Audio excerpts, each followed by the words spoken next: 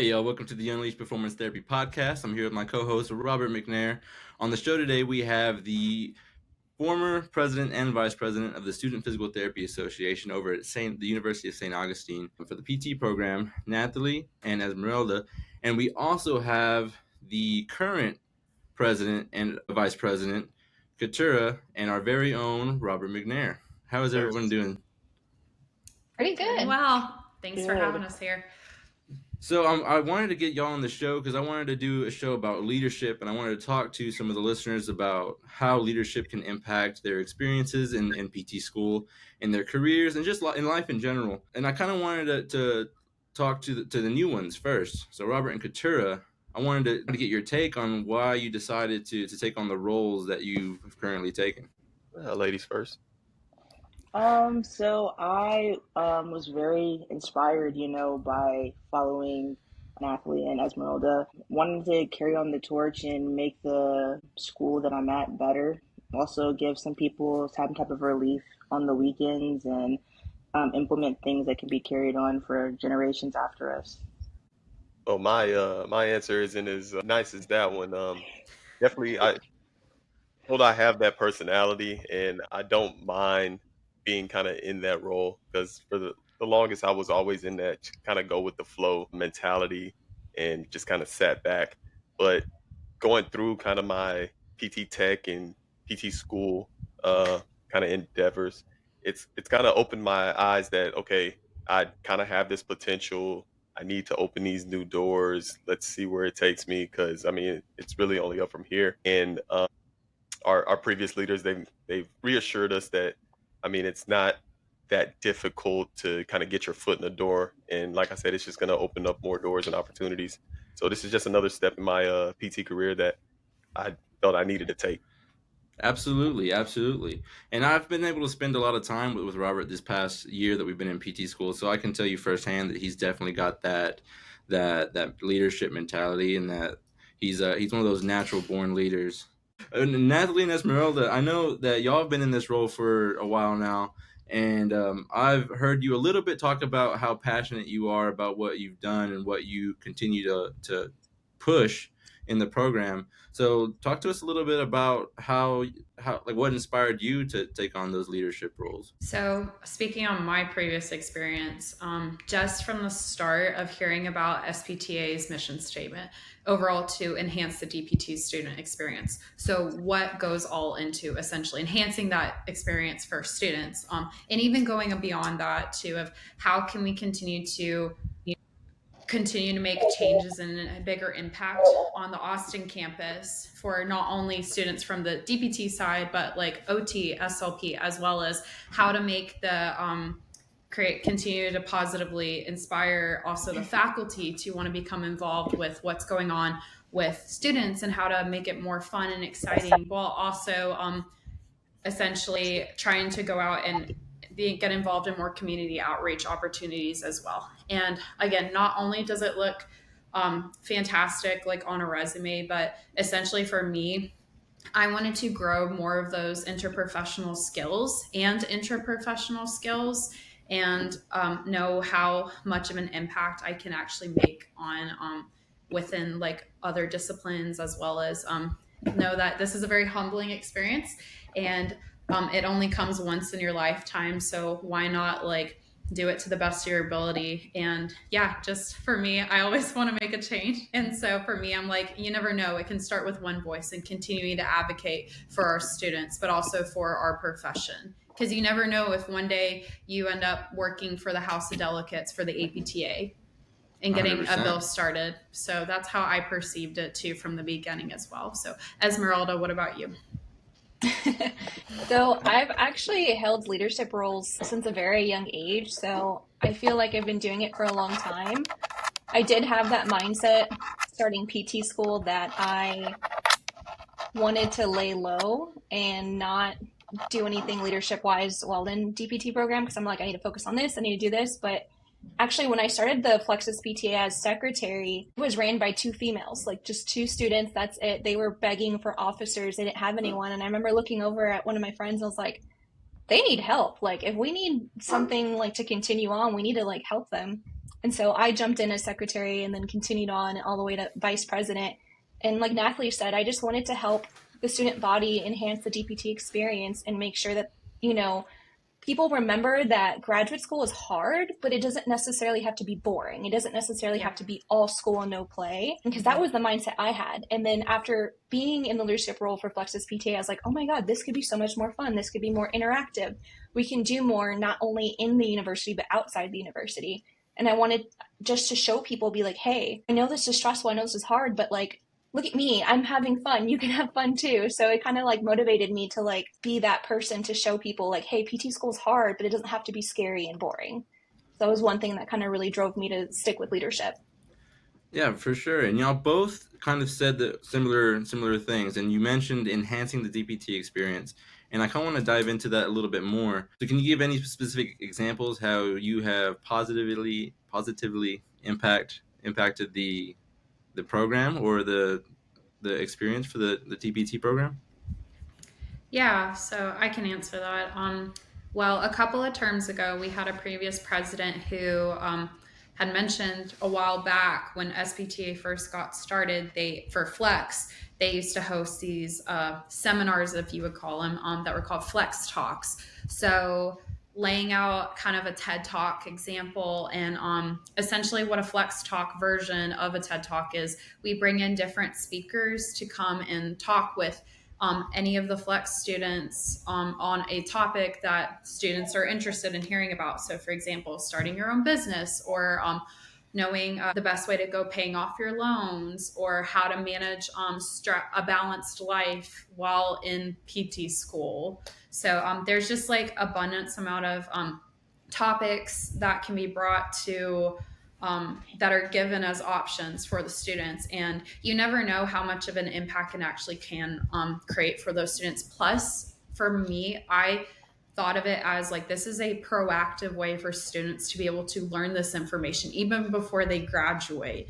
too, because I'm sure at other universities, like I've even done my research, I have yet to hear about any of them putting on like a type of event that's similar, on where faculty can literally just come in and talk to these students about these different ideas on like, I mean, it's pretty it's a big blessing that we are able to put on events like that. And I know Esmeralda, I'm sure Keturah have other examples, but for me, definitely bringing those Flex Talks to life and keeping those throughout the term has been super beneficial for so many students, especially learning how to be proactive moving forward in their career.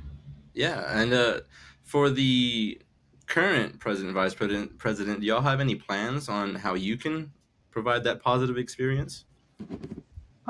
So I definitely want to just encourage everybody to participate, because we get a lot of participation, but we want more participation. And we also want participation from other disciplines. So just getting more participation from other disciplines, like we want to get more participation from like OT, just trying to broaden our horizons a little bit too. I know we don't sometimes get a lot of time because we are the Flex program, but just doing what we can while we're there. And then making those weekends the most that we can. So, like maybe having a sporting event or an event where we can all get together, even on campus or maybe off campus, to not only make connections for like future careers, but also those personal connections. Be like, oh, I have a patient that I would think would benefit from OT. I can refer that to an OT because I have a personal friend that's an OT. So making those connections while we're still in school.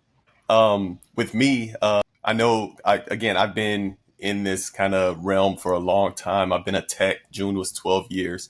So I've seen a lot of different therapists. I've seen a lot of different settings. I've been able to work. Well, I was kind of pigeonholed into one, but I've seen a lot of different things. And even though it's nationwide, like the physical therapy kind of family, it's fairly small, and it's real big. Piggybacking off what Keturah said, the networking part. Again, I know I'm one of those people. I can talk to anybody. We have some people in our cohort, they kind of keep to themselves, but I think up until now, the year that we've been in school, they've kind of opened up. So I kind of see myself as one of those people that, okay, I can kind of make these bridges to other therapists, like PT therapists. And like Couture said, then that's when you're going like interprofessional. And I think me being in this leadership role is going to help a lot of people kind of open their own doors. I mentioned earlier about opening the doors. And I think the biggest thing that I've always been kind of on the forefront of my mind is the networking part, because it really is about who you know. I'm pretty much in any profession, but especially with such a small group of people, even though it's, of course, thousands and hundreds of thousands, the networking is the biggest thing. And I think that's something that was just going to kind of catapult me and push me into that position. Yeah, Yeah. I agree. Like, sorry, like I know Nathalie and I keep saying enhance the DPT experience, but you guys have to understand when the student body created Flex SPTA, our mission statement became enhance the DPT experience because we're such a unique program. We're a flex program that meets maybe 8 times a semester, if anything, and we're all on separate weekends. We're all on separate time frames and time zones and traveling and stuff like that. And people get the pleasure of going through PT school for 2-3 years with people from sun up to sundown. We get to see each other maybe a few times out of the semester. You know, most of it's like talking on like FaceTime or texting and stuff. And it's just like, we want people to know, like, hey, you know, we have all these wonderful students in this university that can help you, can network with you, like Robert said, to help you grow or help you figure things out. Like the founder of Flex SPTA, he is an athletic trainer and a physical therapist working at big sporting events. Like, you know, he's doing great things. And it's like, I have the privilege to say I know him. And when I graduate, if I want to do anything or shadow him, that's a quick, easy phone call. They can be like, hey, remember we were at PT school together? You know, and like you said, it's opening those doors and like creating those relationships that right now you may be like, oh, I won't see you ever again in my life. But no, like you're going to see these people and they're going to make such a huge impact and you'll never know when you're going to meet them again. And honestly, if you think about it, physical therapy right now is not that large for a population for the U.S. Believe it or not, from the pandemic to about 2022, we had lost over 21,000 PTs alone. And so like already having been like a smaller group of clinicians that have deciding to go on like a specific trading for a niche market, take the opportunities that you were given now and just like network as much as possible. Go to all these different conferences, whether it's for your state level or for the APTA nationally. And you just never know who you're going to run into, because that could be your future boss one day, or even like, again, other networking with other companies too, depending on, again, whatever your end goal is as a therapist and practicing clinician too. And again, maybe one day you can, like I mentioned before, make a huge impact and continue to work your way up towards like that chain of advocating and continue to enhance our overall profession as well. So 100%. And there was one common phrase or one common theme through each of your answers, and it had to do with people. And so I want to reiterate that I don't know if y'all ever heard of Jimmy McKay. He's another podcaster. Pintcast is his podcast, but he's always saying you have to know what business you're in. So you have to know that you're not in the PT business, you're not in the physical therapy business, you're in the people business. Right? You're working with people. And so you have to be able to meet people, build those bridges, like Robert was saying, build the bridges, meet new people, get all these connections, because it's such a small group of people. It's very important that we do that. So kind of turning the page a little bit, I want to talk more about some of the challenges you faced in these leadership roles, how you're balancing these roles, because I know that we're all busy. Everybody's got their jobs or their families. You know, everybody's got something going on top of their full course load at St. Augustine. So tell me some about some of the challenges you faced as leaders. Ooh, I'll go there's first. a lot. Oh, go ahead. Oh no, Go you're ahead. good. No, you go first. Go ahead. You're good. Let me get my list. Sorry, Keturah. No, I mean, I think my personal challenges is I'm just like a perfectionist. Like I like to get things done at a certain time frame, make sure it's done correctly and all this stuff. And it was hard in the beginning. Like, I mean, as a leader for Flex SPTA and then also with my cohort with being class rep, like I needed to make sure like everyone was on the same page, everything was done correctly and stuff. And it was super stressful to where I was like hyper fixating on something that didn't really exist. Like a leadership role is whatever you want to make it, especially with being a student leader. Like there's no one really telling you, oh, you need to do this, you need to do this, you need to be exceptional and stuff like that. But like my brain was telling me I needed to. So I was like super stressed out about it. And then my husband's like, girl, you need to calm down. Like, it's not that big a deal. You're not getting paid. I was like, yeah, you're right. This is volunteer work. And so then I started realizing like I'm only human. I need to, also ask for help. And actually, after like one term, I actually got a co-class rep. And I started asking Flex SPTA when my plate was too full, be like, hey, I can't make this meeting. Can you help me out? Or hey, so reaching out for help and Mm-hmm. guidance, and not taking it all on my own. That was my biggest thing. My biggest thing was probably like getting used to like I in my you're not allowed to be a leader until like the for me was the second try. So when I started, I had like my groove going, like I was doing my classwork at this time, going to work, like I had a flow.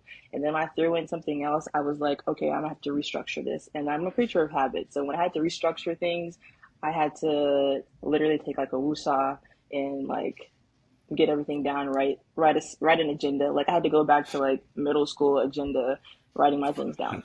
So I think like time management for sure was probably my hardest thing to throw in there. And then also realizing that sometimes you just aren't going to be able to do something. Like I might have to give up something to so I can make this happen, or I might have to give up. Maybe I can't like go on. Maybe I can work out for an hour instead of the hour and a half I wanted to work out, so I can get this work done. Type of thing. I think going into try four, which I think now it's changed that I think they're waiting until you're try four to be a leader. I think that was a good thing because instead of you coming in, of course, everybody, well, not everybody, a lot of people have these aspirations of being leaders, but then you come in with a new environment, new course load, and then you're putting that on top, and then you're trying to figure out how to juggle these, but giving a full year actually, and then you can actually decide, okay, do I have enough space to place this leadership role in here? And I think no shade or anything on the residential. I definitely think it's harder for flex because I mean, in a sense, by definition, we have more stuff going on. So it's much respect to the previous leaders and everybody that's leading now. And like I said, I was hesitant at first, but I am glad so far. So far, so glad. So far, so good. I'm glad that I accepted that role. Another thing to note also for me that over the terms that I've been in molds and held a lot of hats for a lot of different positions, you have to stay humble amidst all the red tape process that you're going to experience, dealing with all the logistical stuff that is not something that you need to be fully aware about. It's okay. And even if you get frustrated about, just know to be humble about it. And also remember from the beginning reason of what your purpose is. Like, why do you have that passion? What made you decide to have that passion? And how to keep that passion as well, and not preventing other external outside sources from impacting that as well too, because I think a lot of times that, reiterating what a lot of y'all have said, is some people are just automatically hearing like, no, I'm too scared, I just know my plate level. But also for that, immediately jumping to that, you never know whenever if you're missing out on an opportunity. So for me, I want to make sure that I want to have lived like the best life possible and made the best connections possible, but having a very driven personality, I think, and keeping that huge passion, like I said from the beginning, of knowing that I'm meant to do this. I am going to continue to make changes, but I also want to make sure, as also not as an aspiring leader, but also as a future hoping to manage a team captain of some sort, that I want to make sure my team's well. And so these girls can tell you, I would have checked in with them, be like, are you okay? I just want to make sure that you're not stressed out right now. If this is too much for you, let me know. We can figure out another alternative. And so providing that reassurance also shows also another leader as well too. So I know it's Do kind you of a think long that this answer. stuff is going to carry over into your future profession? Like some of that reassurance and being there for people and telling them it's going to be okay. How do you expect this to carry over from school into the workforce? Absolutely. For us, I know knowing how to handle conflict resolution in any type of setting environment that you work in is vital. Knowing how to grow those people personal skills too and again, knowing how to better work on communication. So I know for me, I'm fine telling people that one of my traits I need to work on is my communication, more so for the sake of like making sure I'm fully understanding what that other person is telling me, whether that's patient, boss, another employee, colleague, whoever, but making sure I'm validating like what's being said. Because ultimately, it's like if you're just sitting like a sitting duck, not really growing like in your own professional skills, like I don't know. For me, I'm like, what's the point? Yeah, I definitely feel like a leadership role that I've carried for so long is going to help me in the real world, in the workforce, not only with my patients, but also with the interdisciplinary approach of working with OTs and speech therapists and even like physicians. Like I've learned how to communicate better with, faculty, with our director of the university, with other people that are higher up in the university that I've never seen before, but we communicate a lot, over like emails and stuff, and other students that I can, take that into the workforce and not be scared to call like a doctor, be like, hey, what did you write on the script? Or, going through my own experiences through PT school with wearing, like Nathalie said, all these different hats and doing the hard part of PT school. I can also have these experiences to relate to my patients, because, we go through a lot of hard issues, like not issues, a lot of hard things in PT school between stress, anxiety, depression, and family issues and stuff. But I could also have those experiences and share them with my patients and be like, you know what? I know what you're talking about. I've been through that. It may not be the exact same thing, but I know how you feel. And kind of like explain to them how I balanced it between my leadership role and also doing schooling and stuff. So I 100% think this will correlate to the work field. I think so as well. You never know where you're going to be in this profession. You could be just being a PT and treating your whole career, or you could be a director. You could be, like Nathalie said earlier, sitting on the board of directors. You never know where you're going to be, and so these translate wherever you're going. I know that personally, when I first started working, I wasn't actually good at writing emails. So, and then I also didn't know how to like word my emails correctly. So I have worked on that. I have tried to perfect it, honestly, because your emails, like, it's not like talking to somebody, they can't see your expression. So when you're emailing a professor, you need to make sure that it's correct. You don't want to come off as rude. You don't want to come off as too assertive. You want your point to get across, and you want it to be well said so they are able to give you whatever they're able to give you. So definitely like leadership, all that empathy, because we need that for our patients, because our patients are going through a lot. So we need to be able to listen, be able to understand what they need and what they want. Sometimes they just want a conversation. We need to sometimes just be able to listen to people. Yeah, again, I was fortunate enough, I keep harping on this, that I've been around the PT field for a long time. And I knew after kind of a couple years that I wanted to actually like do something, be ahead of something, lead people, lead therapists, all this stuff. And with the SPTA, I knew eventually that I was gonna be or try and be in office. I kept telling Jamie, I was like, yeah, I'm down for it, but they need to give me like a year or two. I'm not really ready for it. But inevitably, of course, I was ready when it was actually presented to me. Yeah, exactly, exactly. But of course, you guys are giving great advice, touching all the bases. If there's future students that they're kind of on the fence about being a leader or just kind of sitting back in the background, is there particular advice or something that sticks out to you that you would tell them to have them step up? Don't knock it till you try it. It's short and sweet. Honestly, There you go. Simple it's answer. true. It's very true. Because, like I said, I was the one sitting in the back being like, I'm not going to do anything. I'm just going to be a fly on the wall, get my grades, and get out of here because I need to know this stuff and pass boards. But like I said, like when those girls came into my class asking for officers and I saw that there was two of them, I was like, oof, they need help. I don't know if I can help. But I was very open and honest with them. I was like, listen, I'm interested. I've done leadership before, but I don't know if I can balance it. And they were very open with me being like, you know what? Just try it, sit on some meetings, try it out for a little bit. If you can do it, great. If not, it's okay. We're doing fine. You could always step out and do it. And that made me feel really reassured I figured it out. I stuck with it. I've been with Flex SPTA for a long time now, and I have no regrets. It's changed me, it's evolved me, it's helped me grow, and that's what I'm trying to do now with our current board is be like, I got you. You can't do this. Don't worry. I'm still here. Like I can help you. We'll figure this out together because that's how it should be.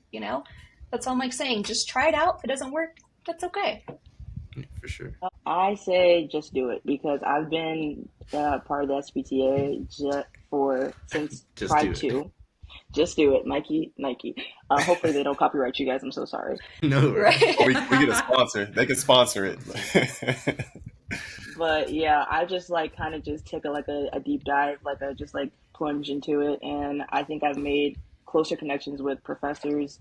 Um, like professors are able to just come up to me and like it's not like a PT conversation. It could be like about like personal things. So that's something that I don't think I would have been able to have because I'm so honestly conservative like about like myself. I think that it just like pushed me to get out there. And if you want to be a more open person, or if you want to just be more vocal, this is the place to start. Like start with something small. I mean, but SPTA is the way to do it. I know for me, my advice I ask anybody is, what is your purpose? What are you passionate about? And it's one of those things, some people just want to go to class, do their stuff and go home. That's completely fine. But it's like, it's for me, wanting to be like completely satisfied, and it's like, are you completely satisfied? It's like, what more could you offer? But like exactly like Keturah said, being able to even have like a non school-based conversation with your faculty or staff. Plus, it's also great when you know pretty much anybody across like all the university campuses of who's responsible for what, because you find out things before other people, and it's great to know. And again, continue to make a change.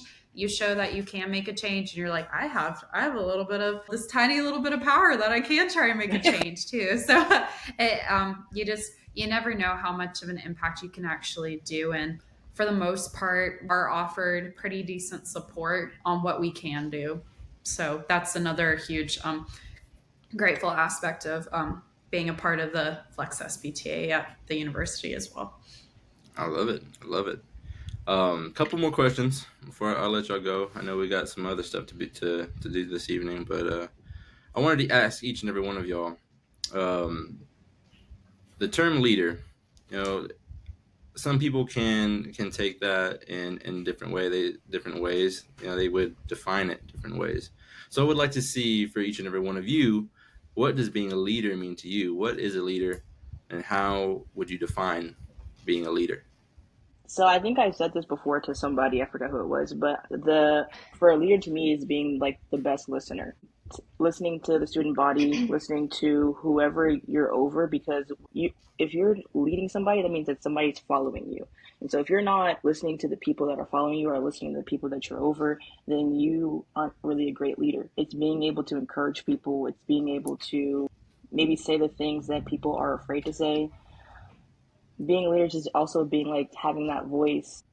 Sometimes sometimes things are hard to say, and some things are hard to portray to maybe faculty or somebody that's above you. But I just really feel like being the best leaders that I've ever had are great listeners. And so I want to be that. What Keturah said. I'm just kidding. I listened. No, but I agree with what Keturah said. She's spot on, but I also see a leader as like someone that sets the example. You have all these people following you and looking at you. And for me, like, I know we've all been through so much in our lifetime. We've all had so many experiences, so many traumas, so many things. And most of the time when those things happen, the first thing we think of, because the mind is very intense, is like, why me? Why do I have to do this? Why do I do this alone? But in reality, so many people have gone through that. So if I can be that person that's like, I understand you, I've been there, I've done that, and look where I'm at, I can still do it. I want to be that inspiration to be like, if I can do it, you can do it. Do you need help? I got you. Like, let's do this together. Let's figure it out together. So like a leader's not only a leader, they're like a teacher, they're a mentor, they're a listener, they're like, someone that you aspire to be, essentially. And I know for me, being a leader is essentially an inspiration to anybody, creating a foundation for others to want to follow in your footsteps. But instead of like just doing the bare minimum, go above and beyond of what can you do. So for me, these girls know, like, if I got told one thing is like, no, and I'm like, oh, that's not going to fly with me. So I'm like, I'm going to deep dive literally into figuring out more about trying to make it better, because some things, like I said before, while displaying gratitude and humility, you still can continue to make a change. And even though we always talk about, at least for our practice, we want to be within our scope of practice, that is true. But also, I feel like you still can, like Keturah said, have a voice in some other areas and continue to make it better for other people that are looking up to you as a mentor. Just like Esmeralda had said, continue to have that compassion, values, express having a vision on what you see for the future, but also like inspiring your team and being there for your team as well too. So I think that definitely sets up you as like a top leader apart from others, is like, literally, it's so corny, but literally there's no I in team. No, literally. And I value that statement, truth be told, because I want to check on everybody all the time to make sure that they're, again, like I said, okay, and making sure that, again, we're trying to do the best that we can do with what you are given. So, Robert, what's being a leader mean to you, man? Oh man. Yeah, you're not getting out of this. Yeah, all of the above, all of the above. No, for sure, in my head, it's communication, like Keturah said, and she used a good analogy. You have people that are following you, and if the leader's not listening, I mean, eventually they're gonna stop following you. Then you don't have that team. So communication's always been a big thing with me, whether it's work, just life. I mean, we can't get anywhere. And again, like you said, we're a people profession. It's all about the people. We have to communicate. So I think as a leader, you're one of those people that are, nobody's perfect, but you're perfecting that communication so that it trickles down all the way to whether it's the patient, whether it's your family, friends. So I think a leader is definitely a excellent communicator. I would have to agree. We got listening, inspiration, which is amazing, teaching, communicative. One last question, probably the most important one that I want to ask, is if you could treat any celebrity as a PT, who would it be and why? I'll go first. Y'all want me to go first? Yeah. Okay. So there's one love of my life, and that's my fiance, Victoria. But a very close second is Beyonce. So I'm not in the Beehive or anything like that, but I am a Beyonce fan. We did the concert, the movie. So the main thing is the movie that came out, the Renaissance movie. There was pretty much a scene where she's backstage. Of course, it's all behind the scenes stuff. And she had a physical therapist there. And I almost stood up in the theater. I want to be Beyonce's physical therapist. So if once this episode reaches Beyonce, we're in the money, and I got all y'all. Okay, so she's gonna see this episode. You know what? Sorry, a little off topic. I've noticed even bands are doing that nowadays, like big bands. Yeah. One of my old PT mentors from a PT clinic I used to work at, she got contracted for one show to go work on the whole band, you know, after their warm up and do it. I was like, dang, you can do that? I was like, all right. And I always tell people, because where I work, we have a lot of students coming through and stuff like that. And I'm like, man, the umbrella is like, it's huge. It's so many things. You don't have to just pinpoint one certain thing. You have like billion-dollar corporations like Google. I'm sure they have physical therapists sitting around helping those it's people. Not just outpatient or inpatient. Right, exactly. It's Beyonce. Yeah. Beyonce, well, Johnny Depp, if you're listening, call me. Johnny. That's a good one. I watched the trial. I'm behind you the whole way.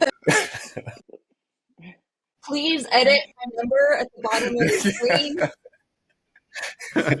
screen. Link in the... Mine is Chris Hemsworth. I'm a big Thor fan, so... Okay. Okay. That's a lot for the hands, girl. Yeah, I have to be in there. I mean, throw some elbows in there. that tempering, you have to do some tempering. Is that body? Yeah, exactly. Nathalie? Oh, sorry. So I don't know if I'm allowed to say this or not, but we did have, whenever I was back in Alabama and working at one of the PT clinics, we did treat a well-known person. So who just retired from the Definitely not allowed to say who. number one football league, and he had a field named after him. So no Oh, biggie, nice. but no biggie. But That's yeah, pretty so cool. that freaked me out one day, and I just was like, be cool, be cool, be cool. So like, So we're gonna get normal. dinged for copyright and HIPAA.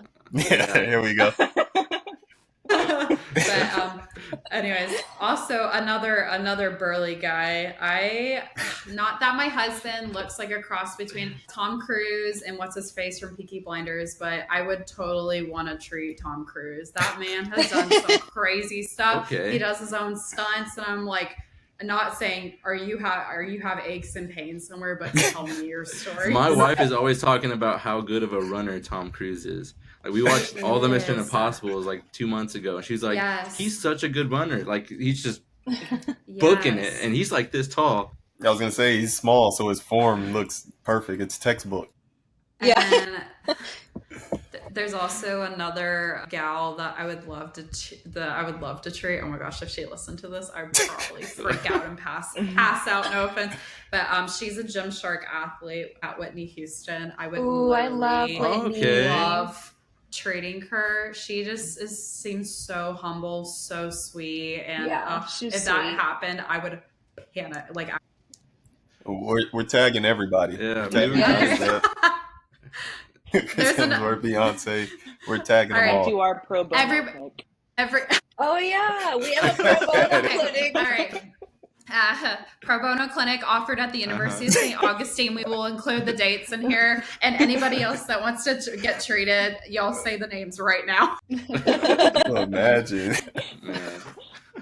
All right, guys. Well, it's been a pleasure having y'all on. I really look forward to seeing what the new leaders have in store for the student body and the program. And I really appreciate Nathalie and Esmeralda for being our guides over the last couple of weeks. It's been really, really good, and I appreciate y'all taking the time to be on the show.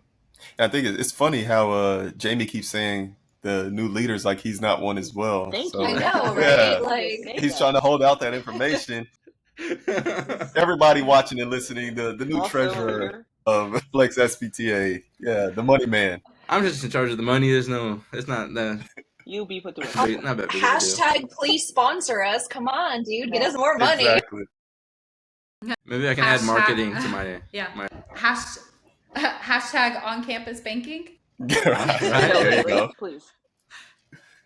All right. Well, that's going to be it for this episode of the Unleashed Performance Therapy Podcast. If you have anything you want us to talk about on the podcast, shoot us a DM on the Instagram at unleashed.tx. And y'all, be sweet to me. Scroll down to the bottom. Give us a 5-star review. Share the podcast with your family and friends. And until next time, peace.